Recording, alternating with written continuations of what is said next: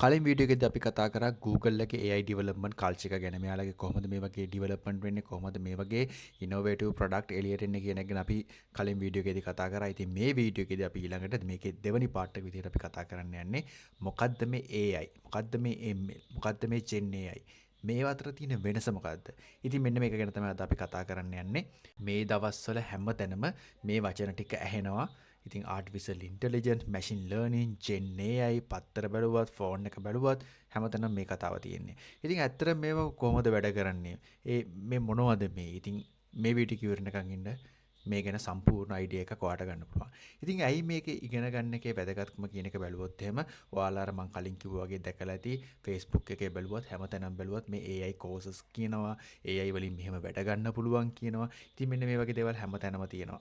ඉතින් මෙන්න මේ කන්සෙප්ට් එක හරියට දන්නේ නැතුව අපි කොහොමද මේ වගේ වැඩක් ගන්නෙ නේ. ඉතින් ඒක නිසා අනිවාර්යයෙන්ම මෙන්න මේ වගේ තේරුම දැනගන්න ඕනේ. මේවා කොහොමද යූස් වෙන්නේ කියන එක ගැන අපිට බේසික් එහෙම නැත්නම් මේක ගැන ෆන්ඩමෙන්ටල් නොලෙජ් එක අපිට තියෙන්න ඕනේ. ඉතින් සාමාන්‍ය මිනිස්සෙක් විදිහට මේ වගේ කාලෙක ජීවත් වෙද්දී ඔයා දැනගත යුතු AI සම්බන්ධව තියෙන ෆන්ඩමෙන්ටල් නොලෙජ් එක මේ වීඩියෝ එකෙන් ඔයාලට ගන්න පුළුවන්.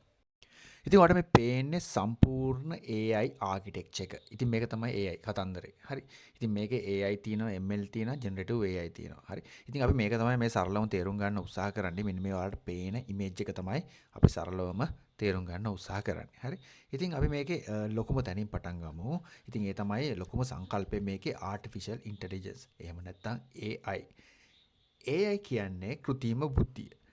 මේක තමයි මේ අපි හැමදේකම තියෙන ප්‍රධානම පුළුල්ම ශේෂ්ත්‍රය. අපි කියන මේකේ බෝඩ් ෆීල්ඩ් එක කියලා කියනවා. සරලම කිව්වොත් සාමාන්‍යයෙන් අපේ මිනිස් මොළය වගේ. අපේ බුද්ධිය පාවිච්චි කරලා කරන දේවල් තියෙනව නේද? අන්න ඒ වගේ හරියට අපි ඉගෙන ගන්න එක නේ. අපි ප්‍රශ්න විසඳන එක, තීරණ ගන්න එක වගේ මේ දේවල් අපි කරන්නේ අපේ මිනිස් මොළය පාවිච්චි කරලා. අන්න ඒ වගේ දේවල් කරන්න පුළුවන් මැෂින් එකක් නිර්මාණය කරන එක තමයි අපි AI කියලා කියන්නේ. ඔන්න දැන් අපි AI කියන්නේ මොකක්ද කියන එක තේරුම් ගත්තා. තීරණ ගන්න පුළුවන් විදිහේ යන්ත්‍රයක් නිර්මාණය කරගන්න එක. ඉතින් ඊළඟට එන ප්‍රශ්නේ තමයි කොහොමද අපි මේ යන්ත්‍රයට එහෙම නැත්නම් මේ යන්ත්‍රය බුද්ධිමත් කරන්නේ කොහොමද? AI කියන ඉලක්කයට යන්න මොන වගේ ක්‍රියාමාර්ග අපිට ගන්න පුළුවන්ද? ඒ කියන්නේ කෘත්‍රිම බුද්ධිය, කෘත්‍රිම තීරණ ගන්න පුළුවන් යන්ත්‍රයක් නිර්මාණය කරන්න ඒකට මොන වගේ පියවරද අපිට ගන්න පුළුවන් කියන එක තමයි අපි ඊළඟට කතා කරන්නේ. ඉතින් ඒ අතරින් අද තියෙන ජනප්‍රියතම සහ පවර්ෆුල්ම අප්‍රෝච් එක තමයි නැත්නම් පවර්ෆුල්ම ප්‍රවේශය තමයි මැෂින් ලර්නින් කියන්නේ. එහෙම නැත්නම් ML. රයිට්. ඉතින් ML කියන්නේ AI වලම කොටසක්. අපි කියනවා AI වල සබ්සෙට් එකක් කියලා. ඉතින් ML වලදී වෙන්නේ යම්කිසි නිශ්චිත කාර්යයක් කරන්න එහෙම නැත්නම් දත්ත පාවිච්චි කරලා ඒ යන්ත්‍රය පුහුණු කරන එක හරියට ඔයාලා දැකලා ඇති මේ අපි ළඟ ඉන්න බල්ලොන්ව ට්‍රේන් කරද්දිනේ බල්ලොන්ව ට්‍රේන් කරද්දි අපි බල්ලටත් කමාන්ඩ් ටිකක් දීලා තමයි අපි බල්ලව ට්‍රේන් කරන්නේ. ඉතින් අන්න ඒ වගේ මේ ML වලදී වෙන්නේ data set එකක් යූස් කරලා ඒ data set එකෙන් තමයි අපි මේ ML එක ට්‍රේන් කරන්නේ. ඉතින් අන්න ඒ වගේ concept එකක් තමයි මේ උගන්වන්න යූස් කරන්නේ මෙන්න මේ data. ඉතින් data යූස් කරලා තමයි මේ machine එකට අපි උගන්වන්නේ. ඉතින් ඊළඟට අපි බලමු මේ ML වලින් පවර් අප් වුණ AI සිස්ටම් එක මේ වැඩේ හරියටම කරන්න කියන එක. ඉතින් මේකට සරලම උත්තරය තමයි ගණිතය.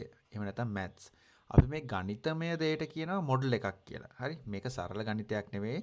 ගොඩාක් සංකීර්ණ සමීකරණ පද්ධතියක්.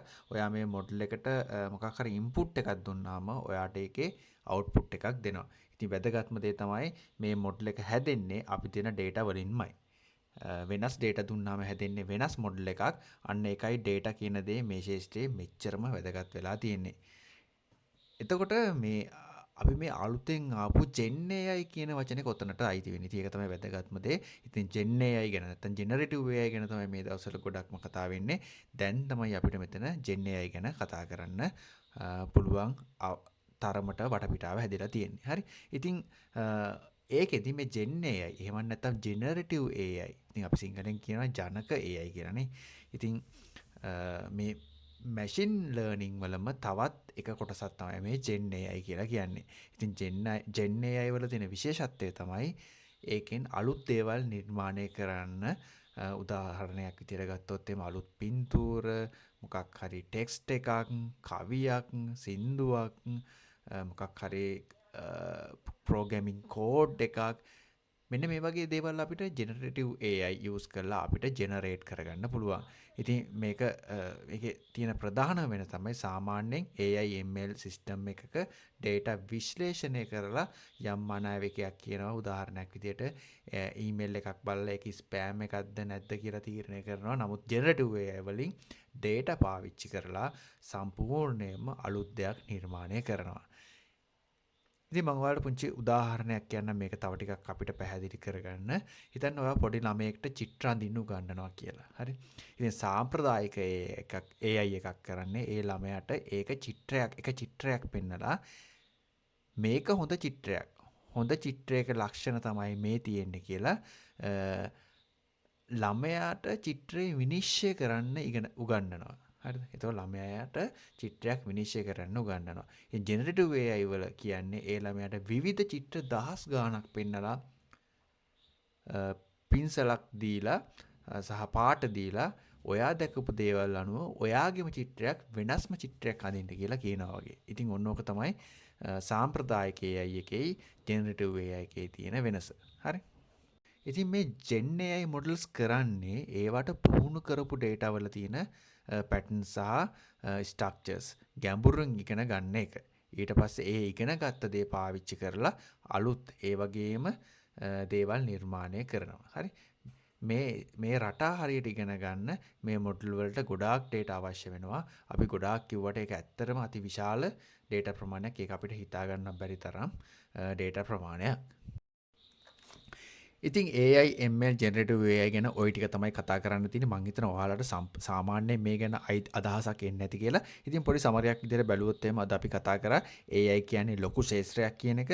ඉතින් මැෂින් ලර්නින් කියන්නේ AI ඇතුලේ තියෙන එක ප්‍රධාන ක්‍රමවේදයක් විතරයි. ජෙනරේටිව් AI කියන්නේ ML වලම කොටසක්. ඉතින් ඒකෙන් කරන්නේ අලුත් දේවල් නිර්මාණය කරන එක. ඉතින් ওই concept එක ඉගෙන ගන්න එක මාර වැදගත්. ඉතින් ඔයාලා මේ හැමදේම ගැන technical expert කෙනෙක් වෙන්න ඕනේ නැහැ. මේකේ මූලික සංකල්පේ තේරුම් අරගෙන ඉන්න එක අද කාලේ ගොඩාක් වැදගත්. හරි. ඉතින් මේ ගැන තව දේවල් ඉගෙන ගන්න ඔයාලට පුළුවන්. ඉතින් තව ඉස්සරහට මේ ගැන අපි කතා කරනවා. මේ අපි බේසික් දේවල් ටික කවර් කරේ. ඉස්සරහට යද්දි මේ දේවල් ඕනේ. මොකද යම්කිසි මේ අපි කරන දේවල් ගැන යම්කිසි අදහසක් තියාගෙන ඉන්න එක ගොඩක් වැදගත්. ඉස්සරහට අපි කරන්න යන දේවල් තේරුම් ගන්න. ඉතින් තව මේ වගේ දේවල් අපි ඉස්සරහට කතා කරනවා. තාම ඉවර නැහැ. ඉතින් ඔයත් තාමත් ඉතින් ඔයත් මේ වගේ දේවල් වලට කැමති නම් අපිව ෆලෝ කරන්න.